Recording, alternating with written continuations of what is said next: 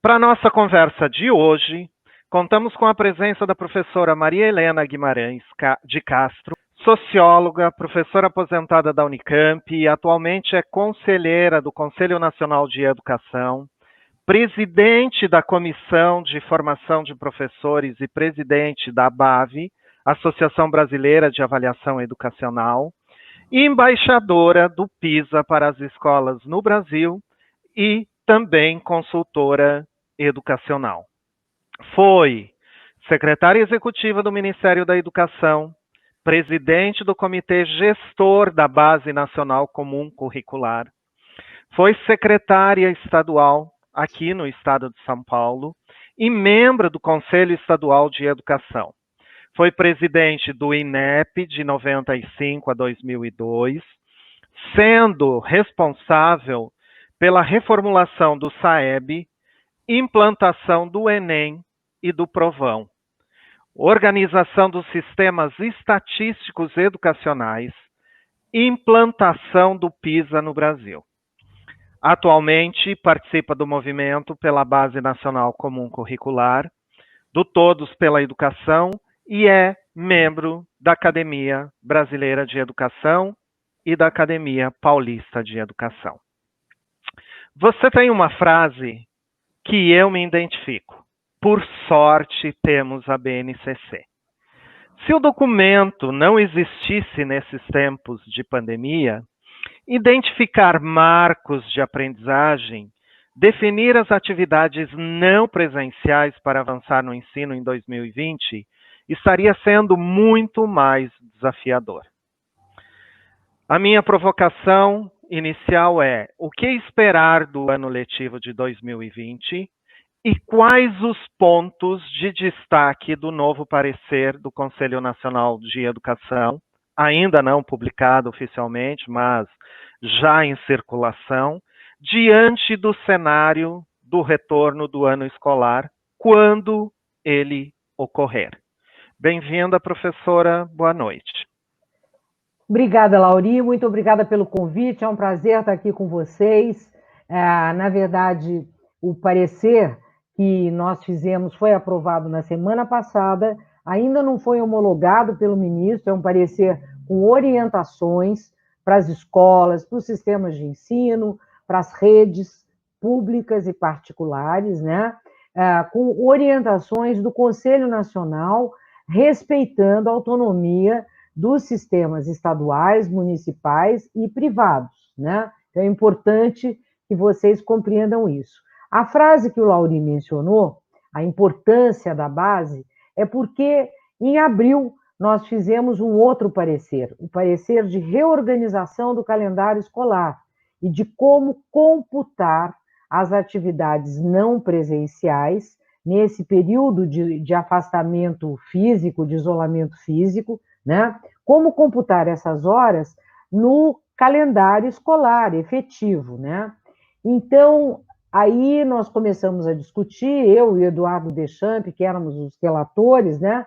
Começamos a discutir e chegamos à conclusão que a única possibilidade era tomar como referência a Base Nacional Comum Curricular, os objetivos de aprendizagem, as habilidades previstas na base, que estão relacionadas aos conteúdos dos currículos e das propostas curriculares das escolas, dos sistemas de ensino, com essa facilidade, entre aspas, em mãos, é possível para as escolas fazer um bom registro do tempo em que os alunos estão distante da escola, mas mantendo o vínculo e o contato com a escola, de tal modo que vocês possam fazer a equivalência das atividades propostas em relação às horas previstas no currículo que foi planejado para ser desenvolvido em 2020. Então, essa era a primeira questão. A segunda questão foi agora, na elaboração do novo parecer, né? Por quê? Porque está claro, quando nós fizemos o primeiro parecer em abril, nós imaginávamos que as escolas voltariam a funcionar no final de maio, né? Então, nós estávamos trabalhando com a ideia de que as escolas ficariam 2 meses, né, talvez fechadas, no máximo 2 meses e meio. Ninguém imaginava que nós chegaríamos até agosto com muitas escolas que só vão ter condições de voltar em setembro. Eu estive a semana passada conversando com professores de Florianópolis, da rede municipal de Florianópolis, e lá o secretário municipal me disse que eles estão trabalhando com retorno em outubro, não é nem em setembro. Então, diante dessa situação totalmente imprevista, inimaginável, que ninguém podia jamais pensar como fazer uma situação dessa, que nossos alunos tiveram 1 mês de aula e depois foram para casa e já começaram a ter as atividades remotas, né?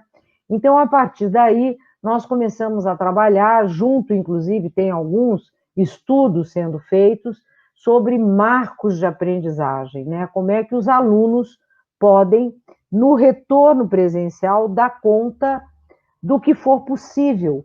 Claro que não vai ser possível cumprir o currículo na íntegra, não será possível cumprir todos os conteúdos de todos os componentes curriculares.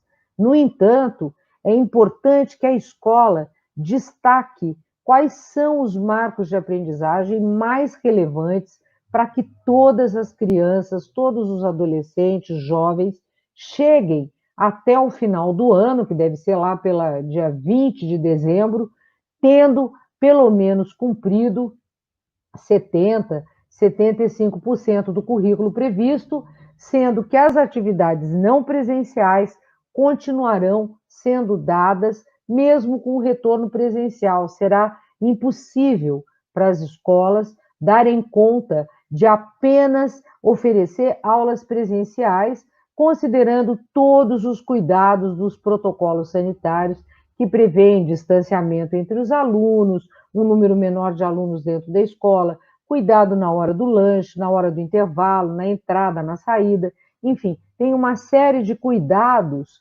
sanitários que todos terão que respeitar, e esses cuidados vão depender de uma organização interna da escola e do ponto de vista pedagógico de um replanejamento curricular, de um contínuo curricular 2020-2021 que as escolas deverão desenhar e de uma avaliação muito cuidadosa, né, para que seja possível oferecer uma recuperação que dê conta das necessidades de cada um dos alunos. Quer dizer, esse período de distanciamento foi muito prolongado, né? Muito provavelmente nossos alunos retornarão com dificuldades, com alguns retrocessos cognitivos, já tem pesquisa nos Estados Unidos e na Europa mostrando que, em média, os alunos retornarão depois de 6 meses, né, de distanciamento, retornarão com 30%, né, em média, né? Isso pode variar. Teremos alunos que terão muita facilidade para desenvolver as atividades remotas não presenciais. Esses alunos, com certeza, vão desenvolver competências novas. São alunos que se dão bem com as tecnologias, são alunos que vão atrás, que têm curiosidade, que têm facilidade e que estão habituados a lidar com as tecnologias, e teremos alunos que terão muita dificuldade, talvez esses representem a maioria dos nossos alunos, né? Alunos que pela primeira vez estão estudando, tendo aula à distância, estão tendo acesso a aulas não presenciais, a videoaulas, estão tendo acesso a plataformas digitais, porque uma coisa é o aluno que brinca na internet com algum joguinho, com algum celular, né? A outra coisa é a rotina da escola à distância, é conseguir prestar atenção, se engajar no aprendizado à distância, aprender o que está sendo oferecido, acompanhar todo esse processo e depois, de fato, demonstrar que aprendeu numa avaliação realizada, né? Então, a BNCC, ela acabou representando para nós, digamos assim, a referência que permitiu construir esse arcabouço, tanto no primeiro momento, que a gente achava que era só para reorganizar o calendário e computar esse período de afastamento, como agora, prevendo um retorno às aulas lá pelo final de agosto, começo de setembro. A maioria das escolas vão começar em agosto, né? Sempre tendo como referência que as competências leitora, escritora, raciocínio lógico matemático, a solução de problemas e a comunicação são as competências mais importantes. Agora, elas são as competências mais importantes, mas não é para os alunos chegarem na escola e já começar um processo de avaliação imediato. Não. O mais importante no retorno é o acolhimento socioemocional, né? Eu destaco isso no parecer, que o acolhimento socioemocional ele é enfatizado por todos os países que estão retornando às aulas. Desde maio começaram a voltar às aulas, né? Há uma avaliação já feita até por pesquisas e tudo mais, que os alunos vão voltar com alguns com estresse, com problemas socioemocionais, com algumas dificuldades, com medo, com insegurança, podem ter passado por situações muito difíceis, muito dolorosas nas suas casas, podem ter tido perdas, né? Podem ter tido uma enorme dificuldade de acompanhar, se por acaso os pais estivessem também trabalhando em casa ou fora de casa, e eles sozinhos tendo que acompanhar as atividades à distância, né? No caso da criança pequena, tanto de educação infantil como anos iniciais, né? São duas situações diferentes. No caso da educação infantil, a recomendação nossa é para que as crianças comecem a retornar primeiro as de 5 e 4 anos, depois as de 3. Há muitos estudos, e hoje mesmo a doutora Anne Escobar, eu participei de uma live com ela, e a doutora Anne Escobar destacou que não se deve permitir o retorno das crianças de 0 a 2 anos, enquanto nós não tivermos uma situação de muita segurança, né? Ela diz que a criança de creche de 0 até 2, ela não pode usar máscara, ela não consegue dominar as regras, né? É uma criança que provavelmente vai se contaminar com os brinquedos, é uma criança que para voltar à escola, ela vai depender de um número de adultos muito grande, é uma criança que no banheiro não terá os mesmos cuidados, então a doutora Anne Escobar hoje foi categórica, né?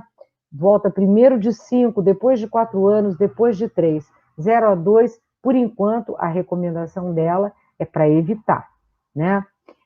No caso, claro que o mais importante para a criança da pré-escola são os campos de experiência, são as experiências concretas, como está na nossa Base Nacional Comum Curricular, né? Então, como é que a criança vai voltar, um vai tocar o outro, como é que eles vão se comunicar, sabendo que não podem se tocar, não podem encostar um no outro, precisam manter esse distanciamento, então todo esse cuidado deve ser tomado, e já sabendo que a pré-escola terá que cumprir uma carga menor, né? Uma carga que o Congresso Nacional está votando agora uma lei prevendo 460 horas, uma carga horária menor do que as 800 horas que estão previstas para o ensino fundamental e o ensino médio. No entanto, né, essas crianças, elas provavelmente precisarão de muito estímulo, de muito acolhimento, para que eles voltem a se sentir seguros. Será que eles estão entendendo o que foi tudo isso, a pandemia? Por que saíram da escola? Por que estão voltando para uma escola tão diferente? No caso dos anos iniciais, o grande desafio é a alfabetização, né? O Lauri disse aqui no início que a grande preocupação de muitas perguntas é a questão da alfabetização, a minha também, né? Para mim, a alfabetização é o grande desafio, porque nós todos sabemos que a alfabetização é a etapa mais importante do processo de escolarização para assegurar que a criança continue aprendendo, continue se desenvolvendo, que aprenda cada vez mais. E para isso, a criança precisa estar plenamente alfabetizada até o final do segundo ano. Então, a avaliação das crianças que estão no primeiro e no segundo ano deve ser muito cuidadosa, muito dedicada e individual, para que cada criança tenha um plano de recuperação individual para garantir a plena alfabetização da criança. A partir daí, nós vamos tendo outras dificuldades, como é o caso, por exemplo, dos alunos que estão no quinto ano e que estão no nono ano ou no terceiro ano do ensino médio, que são as etapas finais de ciclo, né? Então, por exemplo, um aluno do quinto ano, ele retornando, precisará de uma recuperação mais intensiva caso ele mude de escola. Muitas vezes a criança está numa escola municipal no quinto ano, no sexto ano vai para uma escola estadual ou vice-versa, né? A criança do nono ano normalmente muda de escola, sai de uma escola estadual, municipal ou particular e vai para uma outra escola de ensino médio. Então, é preciso cuidar das avaliações de final de ano, evitando a reprovação.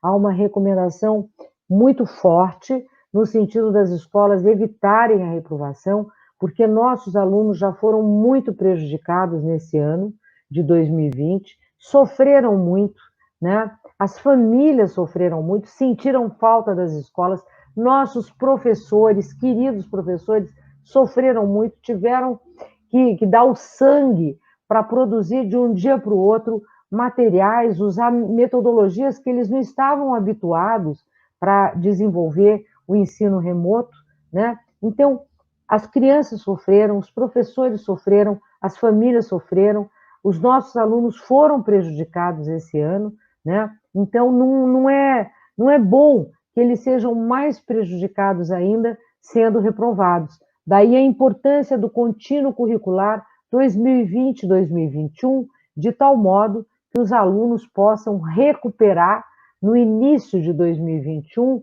os conteúdos, as aprendizagens que não foram cumpridas no calendário de 2020, né? Por fim, eu chamo a atenção para a questão do terceiro ano do ensino médio, porque o aluno do terceiro ano do ensino médio é um aluno que quer concluir, que quer prestar o Enem, que quer ir para a faculdade, quer ir para o ensino superior, e esse aluno é um aluno que, quando voltar, deverá estar muito tenso, muito aflito com a situação vivida, e a escola precisará oferecer uma recuperação muito grande para que o aluno consiga ter o diploma. Eu entendo que o saber, praticamente não temos aqui escolas de ensino médio, a grande maioria são escolas de ensino fundamental e de educação infantil, né? Então, eu não vou me deter muito no ensino médio, mas vou chamar atenção para um ponto específico, que são os alunos do sexto ano, né? A criança do sexto ano é uma criança que deve estar bem confusa, muito confusa, porque é uma criança que saiu do quinto ano de uma escola muito integrada do ponto de vista afetivo, né? E essa criança caiu no sexto ano, frequentou um mês de aula, um professor para cada disciplina, mal conheceu os professores, mal sabe o nome dos professores, foi para casa e começou a receber materiais remotos de história, geografia, ciências, língua portuguesa, produção de texto, matemática. Essa criança deve ter ficado muito aflita, muito preocupada, porque como é que ela faz? Então, há uma recomendação grande no sentido de avaliar cuidadosamente a criança que está no sexto ano, porque é um ano de transição muito importante na vida dos nossos alunos, e essa criança, de fato, deve estar, no mínimo, agoniada, né, com a situação que ela está vivendo, né? Então, eu termino dizendo a vocês que o mais importante nisso tudo é a formação de professores, porque vocês terão que continuar lidando com as tecnologias, né? Nós precisaremos combinar, desenvolver práticas que aliem ensino remoto com ensino presencial até o final do ano que vem. Eu acho muito difícil, né, nós conseguirmos, antes do final do próximo ano, termos condições de trabalhar presencialmente com todos os alunos, já tendo recuperado todos os conteúdos que não foram dados no ano anterior. Eu acho difícil, né? Provavelmente precisaremos trabalhar com todas as ferramentas disponíveis para complementar as aulas presenciais até o final de 2021, sabendo que nada substitui a aula presencial, né? A aula presencial, ela tem assim um valor para a sociabilidade da criança, para a relação professor-aluno, para o desenvolvimento da comunicação, para o desenvolvimento de todas as habilidades socioemocionais que são tão importantes para o desenvolvimento cognitivo de todas as nossas crianças, de todos os nossos estudantes. Mas, enfim, como diz o André Schleicher, diretor do PISA, da OCDE, ele diz assim: o que é mais importante nesse momento não é o melhor conteúdo, a melhor plataforma digital, ou a melhor prova adaptativa, a melhor forma de avaliar os alunos. O mais importante agora é oferecer aos alunos um planejamento adaptativo que seja capaz de provocar em todos os nossos alunos uma grande capacidade de adaptação. Quer dizer, depende muito da nossa capacidade de comunicar com os pais, comunicar com as famílias, uma comunicação intensa para que todos eles, alunos, professores, estudantes, os pais, as mães, os responsáveis pelos alunos, consigam construir esse novo, não é mais o novo normal, agora é o novo real, né? Porque não é um novo normal, é um novo real, é o que temos, né? Então, diante desse cenário, vamos trabalhar para que todos tenham condições de se adaptar e que se sintam bem, né? Eu digo que o grande desafio dessa pandemia foi que nós fomos obrigados a desenvolver algumas habilidades que nós não tínhamos. Eu, por exemplo, eu nunca tinha feito live na minha vida, agora eu não faço outra coisa a não ser fazer live, e eu sou uma senhora de 74 anos, e aprendi a fazer live, estou indo atrás, né? Estou me virando sozinha, né? Os professores também, os professores e as professoras tiveram todos que se virar, nós tivemos que nos adaptar numa rapidez, numa intensidade como nunca houve na história da humanidade, gente. Nunca houve nada igual, nem na Segunda Guerra, né? Então, eu considero os nossos professores grandes heróis que foram capazes de fazer esse brutal esforço, né? Os nossos alunos também extraordinários, porque têm resiliência, estão lá, estão com saudade da escola, estão querendo voltar. E, finalmente, eu considero as famílias, né? Famílias que hoje estão todas com saudade da escola. Algumas famílias assim e alunos que até às vezes reclamavam, está todo mundo louco para voltar, para ver os amigos, para encontrar os colegas, para sair de casa. Ninguém aguenta mais ficar vendo a cara do pai e da mãe reclamando, os pais também não aguentam mais, né? Então, é disso que se trata. Vamos preparar um grande acolhimento, um acolhimento muito afetuoso, muito emocional, em que todos tenham tempo e disponibilidade para expressar seus sentimentos, suas emoções, para que todos os nossos crianças, nossos alunos, tenham condições de contar história. Primeira semana é só de contação de história, cada um vai contar o que viveu, o que passou, fazer desenho, fazer um painel, né? Discutir, trocar ideias.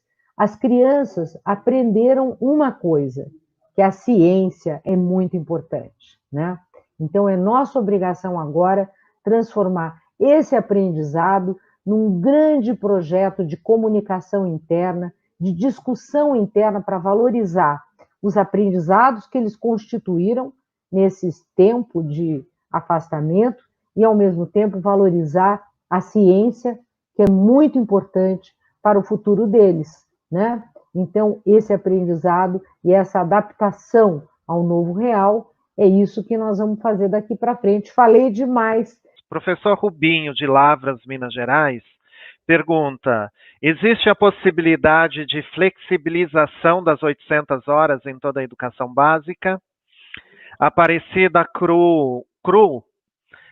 como ficará a situação de alunos que não estão acompanhando as atividades remotas? Tá. Elaine Oliveira: se os pais optarem em não mandar as crianças para a escola ou CMEI, optarem em repetir no ano que vem, irão poder fazer essa escolha? Cláudia Perello: que tipo de apoio está sendo pensado ao apoio emocional aos professores? Eu retomo depois, Maria Helena, se ficar alguma pergunta em aberto, tá bom? Gostaria de ouvi-la em relação a isso. Vamos lá, Laurinha, muito obrigada. Bom, primeiro começo com a pergunta do Rubinho sobre a flexibilização das 800 horas. Veja, o nosso parecer, ele fala de flexibilização acadêmica, flexibilização curricular, que é o contínuo curricular, e definir os marcos de aprendizagem, quais são as competências e habilidades mais relevantes para desenvolver com os alunos até o final do ano. Fala em flexibilização do calendário escolar, né? Tanto é que nós definimos que o planejamento do calendário de retorno é de competência da escola, do sistema de ensino ou da rede pública ou particular, né? E nós falamos também da flexibilização da carga horária, considerando as 800 horas como uma referência. Então, Rubinho, o que eu tenho para dizer para você é o seguinte: primeiro, o Congresso está discutindo. Não temos certeza se eles vão aprovar ou não a flexibilização das 800 horas do ensino fundamental. Eles vão aprovar a flexibilização das 800 horas para a educação infantil, que ficará com 460 nesse ano de 2020. Para o ensino fundamental, tentamos, eu cheguei a conversar com deputados, uma série de coisas, mas ainda não conseguimos definir, né? Então, o que eu quero dizer para você é uma heresia, mas eu acho que ela é importante. O mais importante é não pensar estritamente na carga horária, é pensar nos aprendizados, né? Então, assim, se vocês, nesse período de isolamento, desenvolveram uma série de atividades à distância, texto impresso, atividade pela televisão, por rádio, por internet, plataforma, seja lá o que for, videoaula, pendrive, né? Enfim, WhatsApp, né? Se vocês desenvolveram e se vocês avaliaram esses conteúdos e os alunos estão acompanhando, estão seguindo, estão aprendendo, e aquilo corresponde a um certo número de horas, isso você vai computar, independente do número de horas que o aluno tenha cumprido. Você tem que considerar aquilo que estava previsto no currículo. A mesma coisa na volta. Então, é preciso entender que o menos importante agora, no meu modo de ver, é o cumprimento das 800 horas, né? É o menos importante. Nós estamos até sugerindo aos parlamentares para flexibilizarem para pelo menos 75% ou 80% das 800 horas. Vamos ver. Eles vão votar a semana que vem, pode ser, né? A semana que vem tem várias votações. Uma votação emergencial é a da medida provisória, do projeto de lei. Então, eu entendo que, vamos lá, se eles votarem, melhor. Se não votarem, vamos trabalhar com avaliação, para ver o que os alunos aprenderam, avaliação formativa, né? O que eles aprenderam, como eles estão se comunicando, como é que eles estão em leitura e escrita, como estão em solução de problemas, como estão em raciocínio lógico, né? Vamos pensar em questões que são fundamentais para o aprendizado futuro e deixar de lado o detalhamento curricular que faz parte de toda a proposta curricular, né? E o detalhamento do número de horas, que isso poderá até atrapalhar o trabalho dos professores e das professoras. Essa é a minha visão, né? Eu passo agora para outra palavra, para outra pergunta da Aparecida. O que fazer com os pais que não querem que os filhos voltem, né?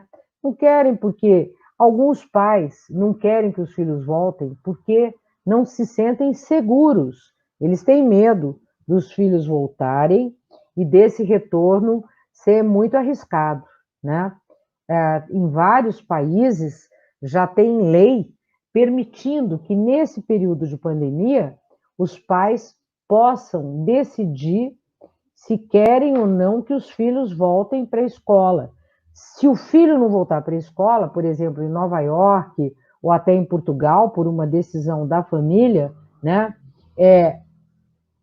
o pai ou a mãe, o responsável, ele deverá assumir que a criança, até o final do ano, vai continuar desenvolvendo as atividades remotas. Então, a única possibilidade da criança não voltar é essa, né? Os pais assumem esse papel de mediação, de protagonismo, junto à mediação pedagógica dos professores, para que os alunos continuem desenvolvendo as atividades remotas, né? Não existe a hipótese do pai e da mãe dizer, não, meu filho não vai voltar mais, eu não quero que ele volte, ele vai repetir de ano. Essa é uma decisão da família, mas não é aconselhável. Ela não é boa para a criança, porque esse ano está valendo. Várias atividades foram feitas, muito esforço de muita gente, do Conselho Nacional de Educação, da Undime, do Concede, das ONGs, né? Das entidades particulares, das empresas todas que atuam, dos programas de formação de professores, houve um grande esforço nacional, né? Então, não é verdade que é um ano perdido. Vamos considerar que é um ano difícil, é um ano imprevisto, mas é disso que se trata, nós temos que enfrentar essas mudanças, né? Então, a minha recomendação nesse caso é chamar a família, chamar os pais, conversar, mostrar o esforço da escola e dizer para a família, olha, se vocês têm medo, se sentem inseguros, a escola vai continuar oferecendo atividades remotas até o final do ano. Provavelmente, no ano que vem, nós teremos vacina. Hoje mesmo, a doutora Ana Escobar, ela está bastante animada, ela acha que é possível que a gente já tenha vacina no início do ano que vem. Então, vamos fazer esse esforço e esse diálogo. É muito importante abrir o diálogo, conversar com as famílias para explicar que não se trata de um ano perdido, que é possível que as crianças aprendam e que se for esperar até o ano que vem, pode ser que o retrocesso cognitivo da criança seja muito maior, né? Então é importante estimular essas crianças, fazer com que as famílias compreendam a importância do retorno. Olha, tem escola, até onde eu acompanhei de todos os estudos, todos os levantamentos, né, 60% das escolas, das redes municipais estão oferecendo atividades remotas e estão acompanhando essas atividades, estão fazendo monitoramento. Se eu considero o total das escolas municipais, já são 82%, total das escolas estaduais, 87%, com atividades remotas.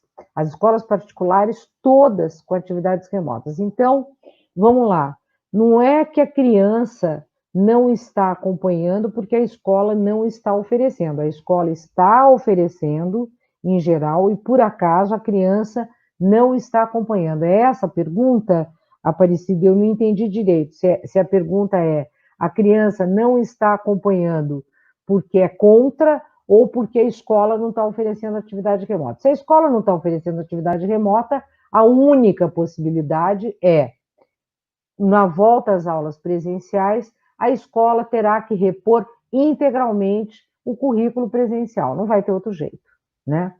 Mas isso não representa a maioria, né? No caso da criança realmente ter ficado absolutamente sem acesso a nada, né? Óbvio que no retorno essa criança terá que ser priorizada, né? Então a nossa recomendação é que a escola, no retorno gradual, que deverá ser gradual, obviamente, né? Em primeiro lugar, voltem aquelas crianças mais vulneráveis que não tiveram acesso a nada, para que elas possam ter um atendimento quase que individual e possam fazer a recuperação dos aprendizados após um acolhimento socioemocional muito caloroso, né? Essa é a proposta, né? Do ponto de vista da pergunta da Cláudia sobre o apoio emocional aos professores e aos funcionários das escolas e tudo mais, olha, essa pergunta é muito importante, Cláudia, porque o apoio emocional aos professores é absolutamente necessário, né? A nossa recomendação é que cada município constitua um comitê, né, um comitê integrando, representativo da educação local, e que haja também um comitê no âmbito do Estado, município, setor público e setor privado, para que seja possível fazer uma proposta de retorno que considere as situações diferenciadas dos profissionais da educação envolvidos no processo. É importante que haja ações intersetoriais de educação, com saúde, assistência social, né? A questão do apoio psicológico aos professores é muito, muito importante, né? Porque esses professores enfrentaram muitas dificuldades e vão continuar enfrentando. O apoio psicológico aos funcionários da escola também. Então, há uma recomendação de apoio aos professores, não só no que se refere à formação continuada para uso de tecnologias, para desenvolvimento de novas metodologias, mas para o desenvolvimento das competências socioemocionais e para o apoio socioemocional ao pessoal da educação. Isso é necessário. Obrigado, professora. Mais algumas perguntas aqui.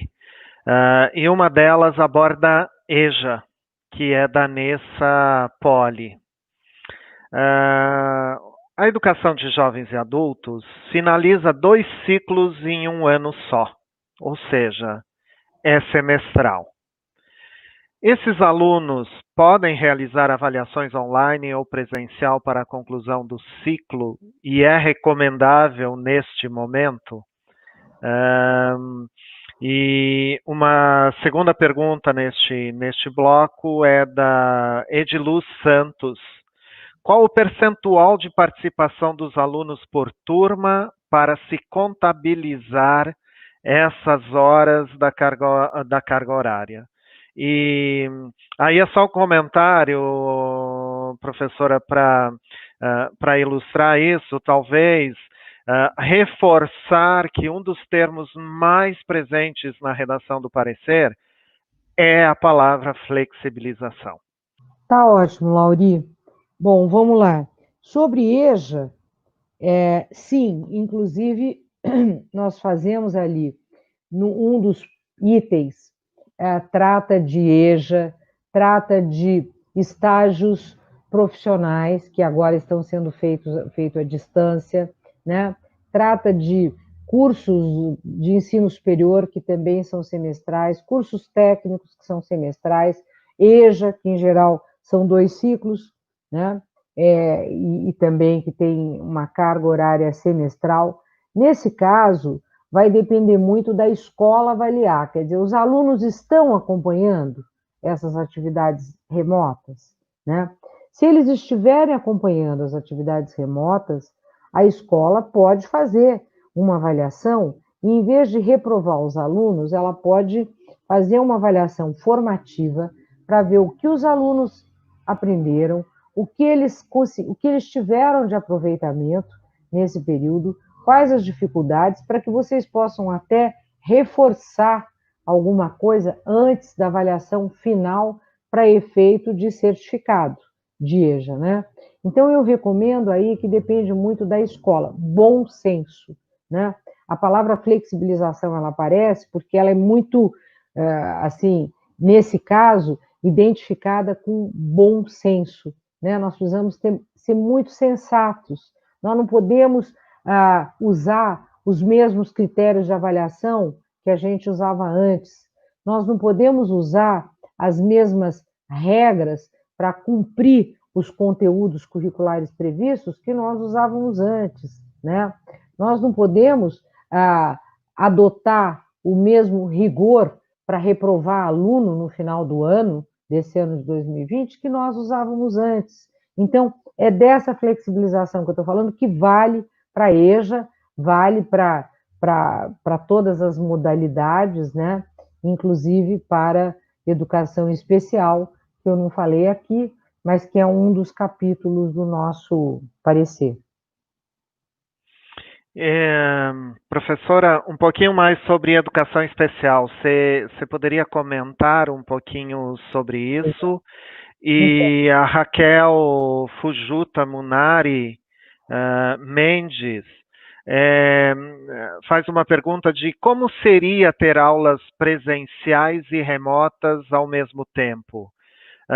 Se estaremos em sala de aula, como dar conta do gerenciamento dos alunos que estão à distância e do gerenciamento dos alunos que estão em sala de aula? Bom, antes da educação especial, vou responder essa pergunta. Essa pergunta sempre aparece, viu, Lauri?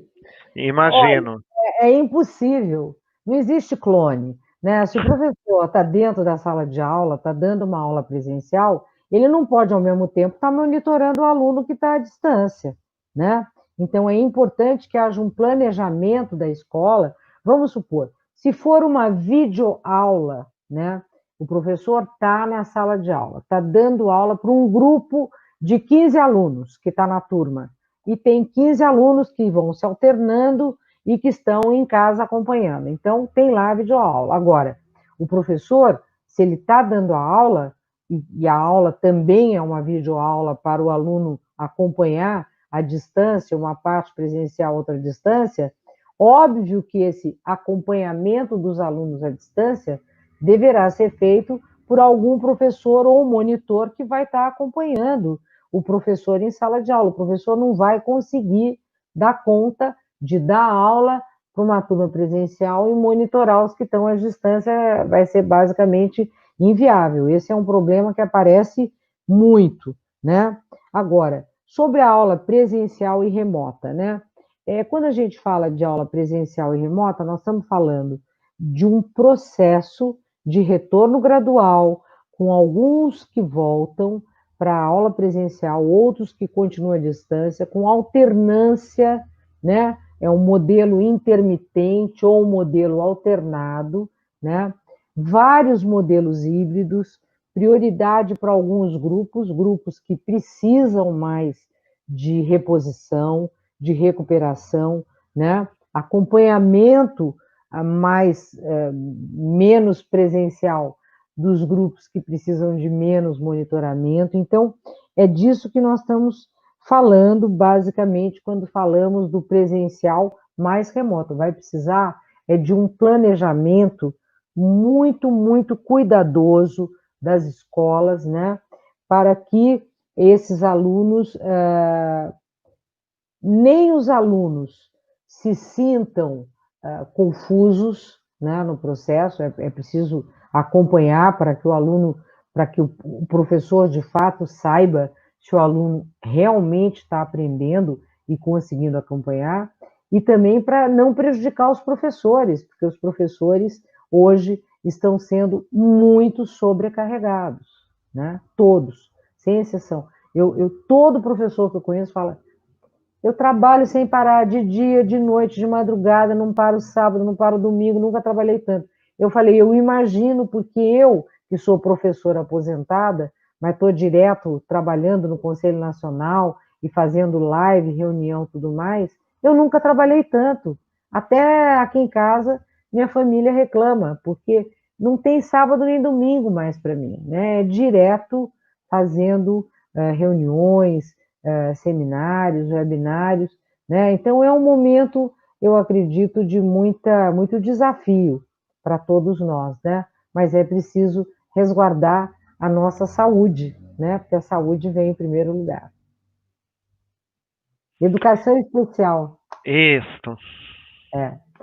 Olha, educação especial, o parecer que vocês receberam de educação especial, ele tem um capítulo sobre educação especial. Esse capítulo recebeu muitas críticas, reclamações, né? Então, quem escreveu essa parte de educação especial não fui eu não sou especialista da área. Quem escreveu foi uma equipe do Ministério da Educação, com duas pessoas do Conselho Nacional que são da área de educação especial, né? Mas agora eles estão fazendo a revisão. Hoje mesmo eu recebi um texto revisto. Esse texto provavelmente será integrado ao parecer que vocês já têm, e ele vai substituir o capítulo final de educação especial. Então eu chamo a atenção para esse ponto. O que muda, basicamente, é que havia uma recomendação para que os alunos, o público de educação especial, fosse o último público a voltar para as aulas presenciais, e havia uma série de recomendações nesse sentido. Agora não. Agora essa recomendação não existe mais, né? Há uma recomendação para que a escola avalie cada caso de cada aluno de educação especial para ver se de fato o aluno tem ou não condições de retornar, seguindo os protocolos de higiene, os protocolos sanitários, usando máscara, tomando todos os cuidados com banheiro, com intervalo, etc. Depois dessa parte, que é uma parte mais geral, esse texto novo, ele dá, então, orientações específicas para o aluno que tem autismo, aluno que tem uma deficiência severa, né? Alunos que têm algum problema de alunos cegos, aluno surdo-mudo, dá algumas orientações específicas, mas, na verdade, delegando à escola e ao sistema de ensino a avaliação feita pela equipe pedagógica da escola ou do sistema de ensino de cada caso de educação especial. Lembrando que esse parecer, ele pode ser regulamentado pelos conselhos estaduais e municipais de educação. No caso de São Paulo, o Conselho Estadual de Educação decidiu replicar o parecer do Conselho Nacional na íntegra. O Conselho Estadual de Santa Catarina e o Conselho Estadual do Paraná, os três parece que vão replicar o parecer do Conselho Nacional, que é melhor, porque é uma orientação geral, assim já fica tudo igual, senão começa a ter divergência, né? O maior problema é, segundo o Ministério Público, pais que estão dizendo que os alunos não vão voltar porque eles não sentem segurança enquanto não tiver vacina, e, ao mesmo tempo, os pais querem que a escola continue oferecendo educação remota para esses alunos, acompanhamento até o final do ano, até sair a vacina.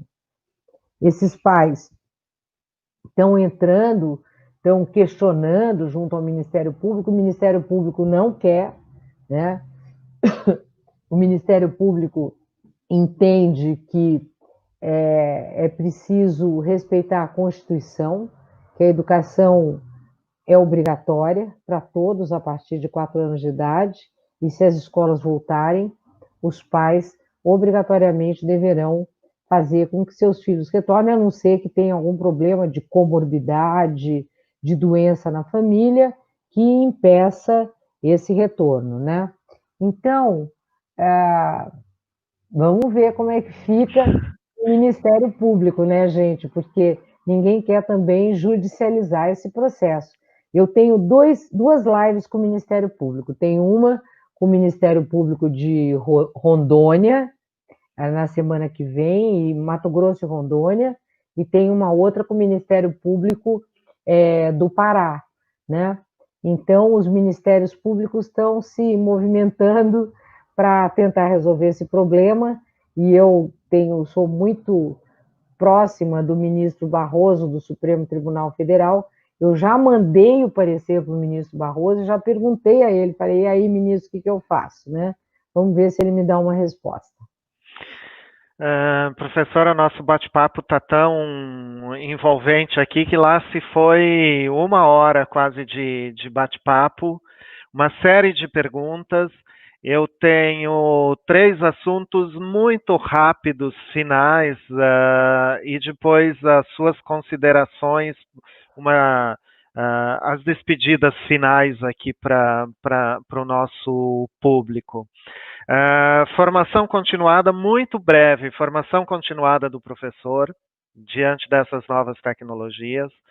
Impacta ou não impacta a implementação da Base Nacional Comum Curricular? E parece-me que durante muitos anos a gente conseguiu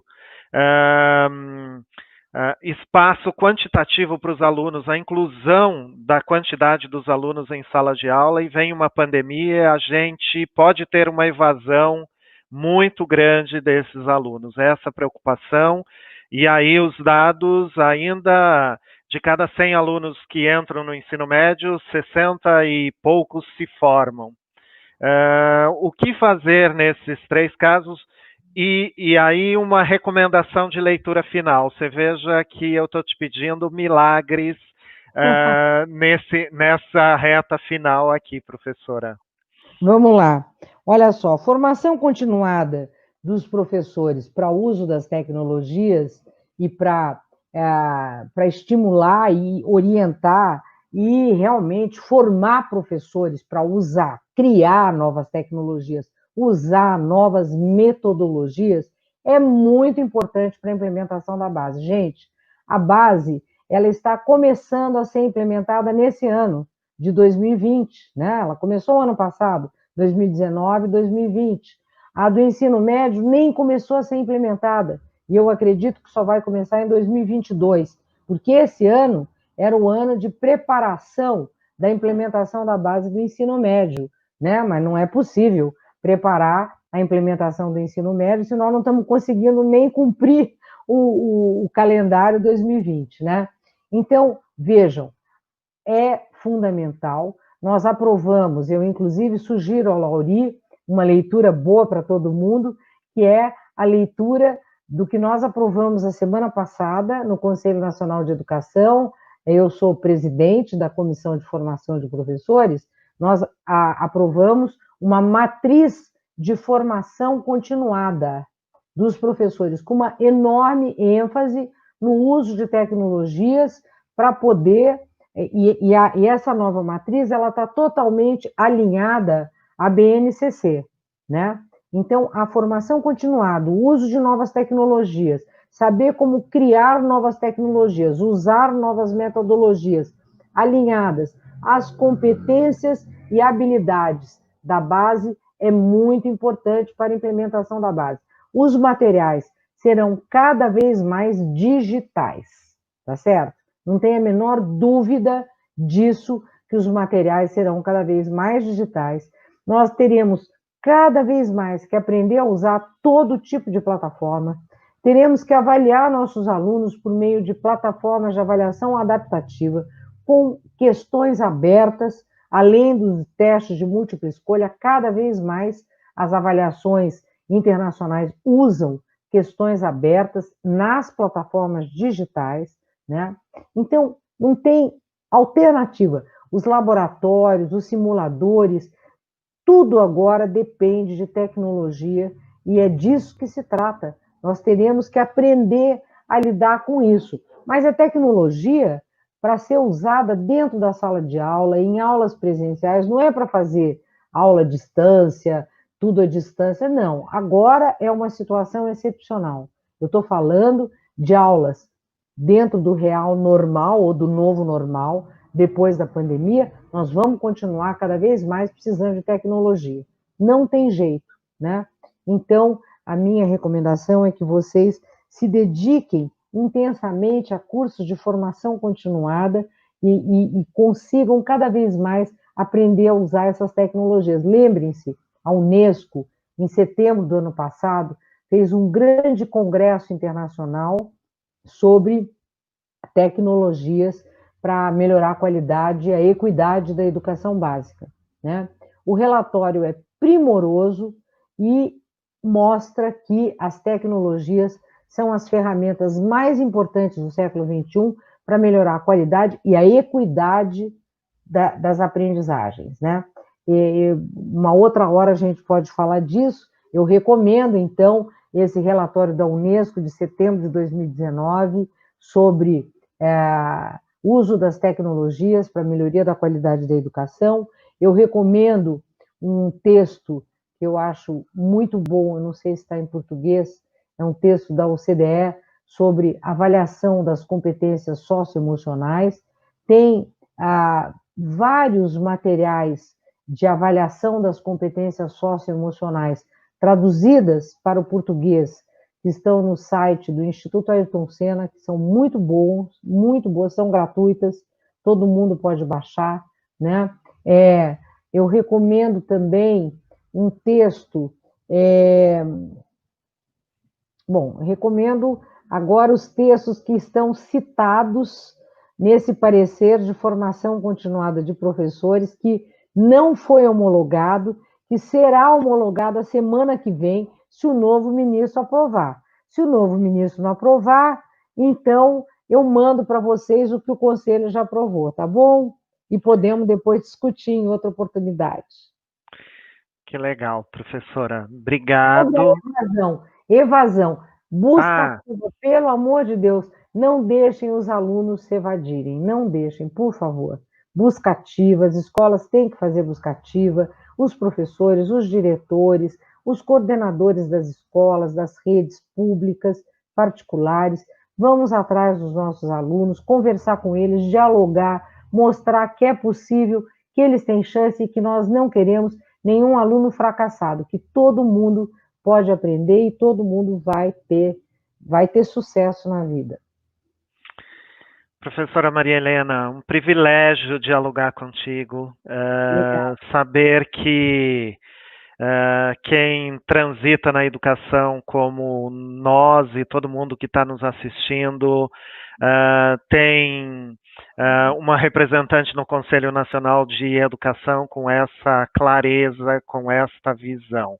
Então, que bom que nós temos liderança inspiradora e nos motiva a continuar melhorando e trabalhando em prol da educação. Então, eu vou pedir para a Dinalva agora se despedir.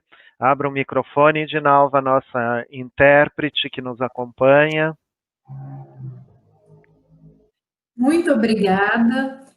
Foi muito especial hoje essa live. Eu aprendi muito. Acredito que todas as pessoas que estão assistindo aprenderam muito. Muito obrigada. As pessoas que estão assistindo que querem mais conteúdos sobre Libras, sigam o Instagram, BH em Libras, que está aqui embaixo. E muito obrigada, Lauri. Boa tarde. Obrigada, Linal. Obrigada, viu? Professora Maria Helena, quer dar um tchau geral para todo mundo? Eu quero primeiro agradecer, eu vi que tem muita pergunta, todo mundo participou intensamente, né? Espero que vocês tenham aproveitado tudo, eu estou à disposição, estou lá no Conselho Nacional de Educação, é um trabalho intenso que nós estamos fazendo agora eu vou me dedicar a um novo parecer, que eu sou agora relatora de um parecer sobre a avaliação da educação básica. Então, esse é o próximo desafio do Conselho Nacional que está nas minhas mãos, mas eu recomendo intensamente que vocês leiam, aproveitem o parecer sobre formação continuada, está muito bom, vai ser muito importante para a vida de vocês, e eu acredito, eu posso até em algum momento voltar, é um parecer, o Mozart Ramos foi o relator, eu fui a presidente da comissão, mas nós estamos à disposição do que vocês precisarem. Obrigada, Lauri. Obrigada a todos vocês pela participação. Obrigada a Elaine. Cadê a Elaine?